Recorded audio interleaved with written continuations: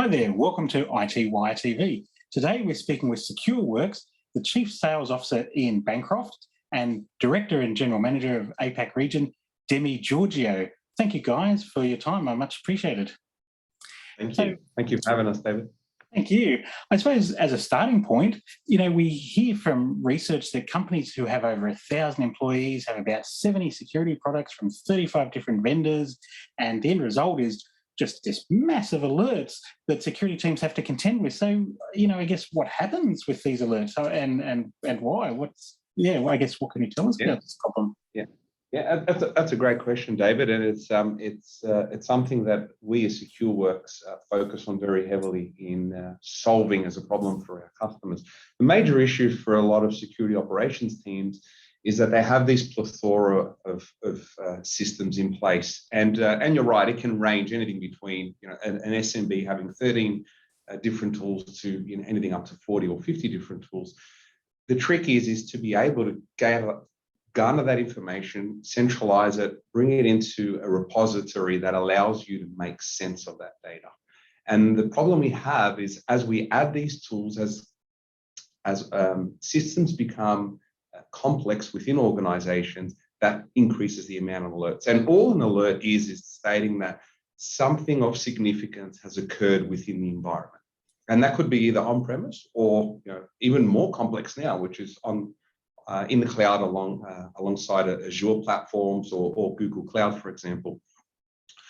So this is the number one issue that organizations have to contend with. The other problem is due to the amount of alerts that are occurring as a result of the complexity of the environments, it's roughly 30% of those alerts are being missed. And that's what attackers are taking advantage of. And they're looking for that vulnerability within an organization's environment, because it is impossible for organizations to simply go through. I think one great example is one of our customers last month had over 1.1 billion individual events and alerts associated with their security environment. So how do you look at that? And the next problem is, how do you address it? What's of importance for you to look at? And that is the problem that's faced with the industry here in Australia. And I think, Ian, I'm sure you see that in other parts of the world as well, in that it's relative to the size of the organization and the economies at play. Yeah, I think one of the points you touch on there is you're not just looking at the endpoint, you're looking at the endpoint, you're looking at network, you're looking at cloud. So as we kind of see that ever increasing ecosystem environment for each organization, the kind of threat landscape grows and it's ever increasing. I think that's a big part of the problem. Yeah, no, I appreciate that. And I hear, Secureworks talk about the risk of alert fatigue. I guess what is alert fatigue and what impact does that have on security professionals? Yeah, I'll take that kind of first. With alert fatigue, it really is about, I think, what Demi's talking about there. If you think about you're an analyst on the front end and you're having all of these different alerts coming through from whether that is the endpoint, whether that is from cloud, whether it is from network, and you're really the single point of accountability to be able to look at that from a context of the organization you're working for and really try to figure out whether that alert is something meaningful, something that you should be looking at. And so an individual in the organization can be overwhelmed by that. We've seen just how it impacts individuals within inside an organization. The analyst can kind of emotionally impacts them as well. So you get to the point where you've got this very highly skilled, highly capable analyst community that are in effect just doing the basics of really trying to understand whether it's a true alert or not, something they should really look at, instead of really working to mitigate the risks associated with the organization by doing what they're paid to do, which is a highly skilled work, which is more around remediation rather than looking for that needle in a haystack and then potentially finding that there is actually no needle in the haystack. It's just really trying to look at all of those different alerts coming through. Yeah, fantastic. No, I appreciate that. And I guess just taking it back a step, we're talking about alerts, but in the context of security operations, what tangibly, what do we really mean when we talk about alerts and events and incidents? Again, it comes down to anything of significance of a change that occurs within an environment. And that's the challenge with an alert. You have alerts that are good alerts, that are perfectly normal alerts that alerts that occur within in an environment, and there are alerts that may look and smell, normal, but when trying to do some threat investigation or looking or deep diving into that alert, that could then open up, the avenue of that alert actually doing something that's not supposed to. It's not supposed to be doing what it's meant to be doing, and that's the problem with alerts. You don't know if an alert is safe until you actually start investigating it, or if there's some type of an automated mechanism in place that's utilizing a combination of AI, human intelligence, and feeds from customers to then bring that into a contextualized view for a customer to say, this is not good. You really need to take a look at this. This is that needle in the haystack that Ian was talking about that needs addressing. Yeah, let's break it down into its simplest terms, because we talk about customers that have 11 billion events a day. We're consuming billions of events a day ourselves into our platforms. An event is in effect a change in the environment. It's something that's occurred. You then kind of look at an alert. An alert is something which is a notification of a required review, required action. But then from the back end of that is really when you get to an incident. And an incident is something which could potentially negatively impact an organization, which needs that further investigation because it could be a potential breach. So I think as you kind of look at it as a funnel of everything coming down, you really want to be focusing your time on those incidents and making sure that those incidents are things that you should be reviewing so you don't see the gaps appearing. Right, fantastic. No, that's very helpful. So we get all those incidents, and then using, I guess, Demi, the way you mentioned that you can, filter those down to alerts. But even so, still, I guess, how do you prioritize those alerts to get to what you mentioned, Ian, to the incidents? I guess if you've still got so many alerts, how do you know which ones to focus on? And that's the challenge that the industry faces at the moment. Traditionally, the concept of looking at alert is bringing everything into a centralized location and then running investigations on those specific alerts. The problem with that approach is every single alert takes roughly 30 minutes to investigate, and that could be even a good alert or a bad alert, and that's a major challenge. So you need human intervention as the first step. Now, that is impossible to be able to monitor and protect your environment. So what our approach is and what we recommend to the market is looking for a vendor-based technology that does it from an agnostic perspective, helps you bring everything into that single location and then allow it to correlate against each other. Is this alert a reference to that alert? And is there a picture? And is there a puzzle that we can put together and give a story around this specific alert? From that, you are powering that engine by your customers that are either connected to that network with human intelligence from IR hunters, so investigation and response hunters, and then threat engineers as well.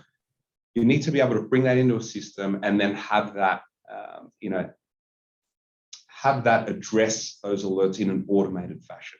So you need artificial intelligence, and that's what that is ultimately what we do with Secureworks, is coupling all that together and all of that intelligence to pinpoint what those 5 or 10 alerts are of importance for you today to look at. Right, because I've heard talk about XDR, or extended detection and response. Is that the intelligence you talk about? And how does XDR capabilities assist with resolving these challenges for your typical organization? Yeah, good question, David. And also I like the fact you said extended detection and response, because I think some people think the X is interchangeable. Like when you're dealing with an organization and you're speaking to a CXO, they say that could be the CEO or the COO. It's not the case. It is extended detection and response. It's not endpoint. It's not network. And I think that's fundamentally important when you look at extended detection and response. So in effect, if you think about it, it's the bringing together of a problem which is big data, because you need to have access to the wealth of data within inside an organization to make sense of it. Then you've really got to look at the intelligence, security, analytics that needs to take place around that. You've got to utilize your threat intelligence from a context perspective. What tools and techniques is the threat actor using that you need to be able to then spot for nefarious activity? So it is that what Demi says, the coming together of human intelligence and the kind of machine learning, artificial intelligence to drive the right outcome around extended detection response. But to be absolutely clear, extended detection response is basically looking at it and saying that it's not just about the endpoint. It's not just about the network. It's not about identity. It's not about cloud. It's about having an extended view across all of those different components. Because if you're only looking at the endpoint, you're going to miss potential events and incidents that occur on a network and vice versa. So you've got to have that holistic view, but you're also looking for correlation around if something's happened on the endpoint, what does that mean for what's going and taking place on the network?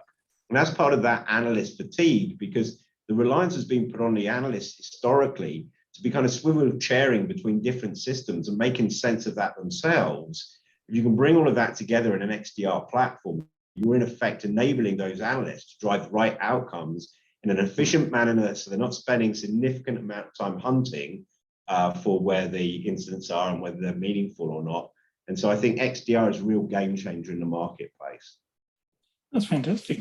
And actually, I mean, let's talk about Secureworks specifically. I guess, can you talk about how your XDR platform is differentiated from, I guess, from others on the market? Yeah, so look, there's a couple of points I'll make here specifically. One, we didn't repurpose something. So it's not as if I have a log aggregation solution or a log management solution that I'm trying to repurpose to deliver security outcomes. It's not as if I'm repurposing an endpoint solution to deliver XDR outcomes as well. What we've done is we've built a purpose-built XDR platform from the ground up. And so having been built purposely for that outcome, we believe that we're differentiated from what other people are doing. We're also taking 20 plus years of security experience. We've been a security pure play company for over 20 years.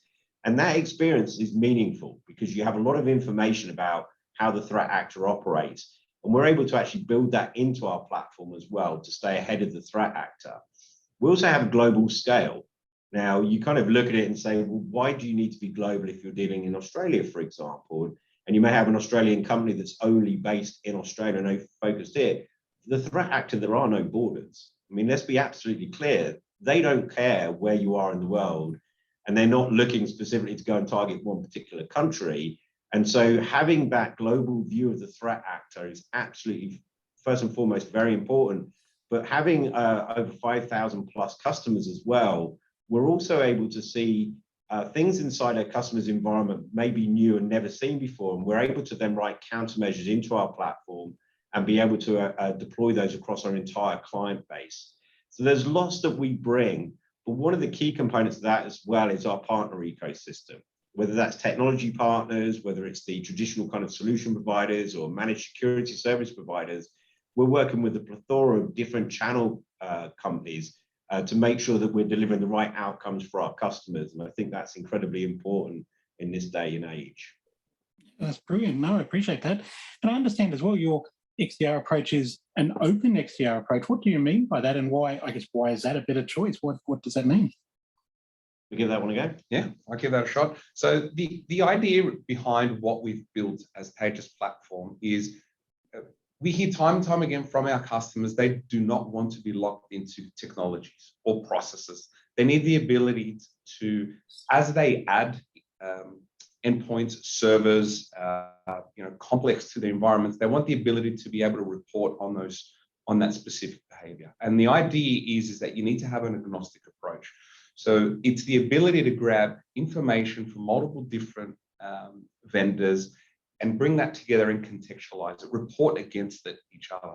You need to have that open framework mentality. Alternatively, you're creating silos in these security operations teams that are no longer suitable for those practices to be efficient. And very simply, that's why we've built this platform. It's the collaboration, as Ian said, around our partners, our customers, and our human intelligence, coupling that with artificial intelligence, and then having that agnostic approach to give a customer a picture of what they should focus on. And at the end of the day, it is designed to, do a few things. It needs to prevent possible attack. It needs to detect, and you need to be able to mitigate the risk.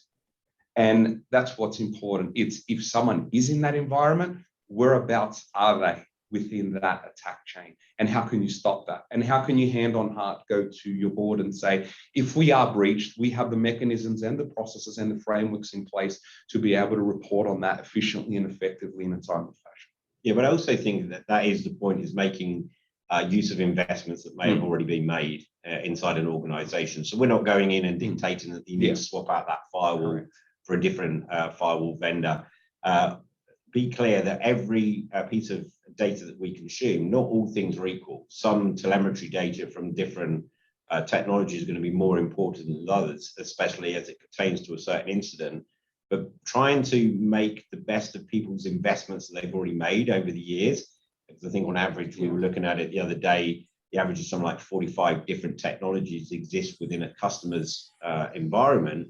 How do you make use of that without somebody coming along and saying, well, this is my technology, and therefore you need to have my technology on the endpoint, my technology on the network. You can only use this particular technology as well. And so being as open as possible, and I say as open as possible because nobody's going to support every single technology out there. But if you can take the main technologies across each of those different domains and make the use of it, I think it enables more collaboration as well, which is what this market really needs at the moment. Yeah, that's brilliant. I'm sold. You're telling me with Secureworks, I could, I've got an environment that's receiving billions of events, and using your platform, OpenXDR, I can integrate Secureworks with my existing devices and then intelligently distill all those events into manageable alerts, and from manageable alerts into manageable incidents. That's awesome.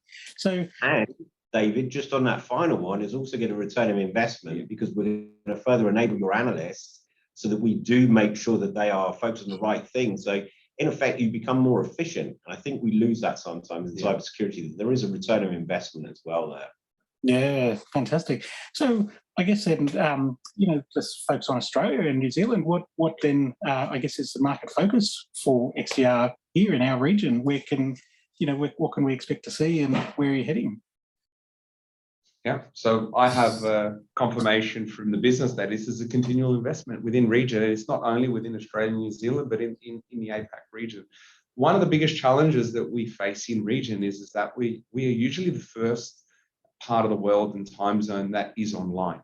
And that generally means that we are always treated as the guinea pigs to a potential attack. So by the time other parts of the world wake up, they start to see what behaviors of a specific attack could be. So investing in this region is very important. And investment from Secureworks means that we not only invest in our sales and operations frameworks, we invest heavily in the people that power this business that are part of our analysts, for example. So we have continual investments in our security analysts who are deployed all over the country and are part of some government boards where we feed information on a day-by-day basis, and that's coupled with our investments in customer success, and that means servicing our customers in the correct fashion. Where the market opportunity lies, really, it is everyone and anyone who has a plethora of tools that needs this unified approach, and this is something that that Ian and team are working very hard on. Is how do we further invest also in the challenges we have around cybersecurity skill shortages, and that's front of mind. As an organisation, is how do we attract the best talent and bring them into our organisation? Is there anything you want to add to that? Yeah, look, I mean, it's one of the reasons why I'm in Australia at the moment. I've come over to really spend some time with the team. We've had a presence here for a number of years. We've had a lot of success in this region as well. But we're looking at how we can really look at the partner ecosystems, where we need to be making more investments, where we look at those kind of partnerships I mentioned, solution providers, managed security service providers, technology partners as well, and how we can go leverage that so that we can really deliver more outcomes to this region, and then spending time with them as well to understand where we need to invest from a headcount perspective, or other investments that we need to make here as well. So I think there's a huge opportunity here, especially with a lot of the investments the government are making at this moment in time in cybersecurity. Some of the discussions are changing, some of the dialogue is changing, and certainly it's becoming more of a board discussion as well. So the more we can play a role in that, because I do think we have a great solution to bring to the potential problems that are out there for organizations. And so we're just really kind of making sure that we're geared up to deliver the right outcomes to the customer base here. Yeah, that's fantastic. No, thank you both very much. I've really enjoyed that talk, and I'm totally sold. That's wonderful what Secureworks is doing. Right, we'll get you a quote over, David. Excellent. Thank you so much. So no, thank you everyone. So that was Secureworks Chief Sales Officer Ian Bancroft and Secureworks Director and General Manager APAC Demetrios Georgiou. Thank you both. Thank you. Thank you.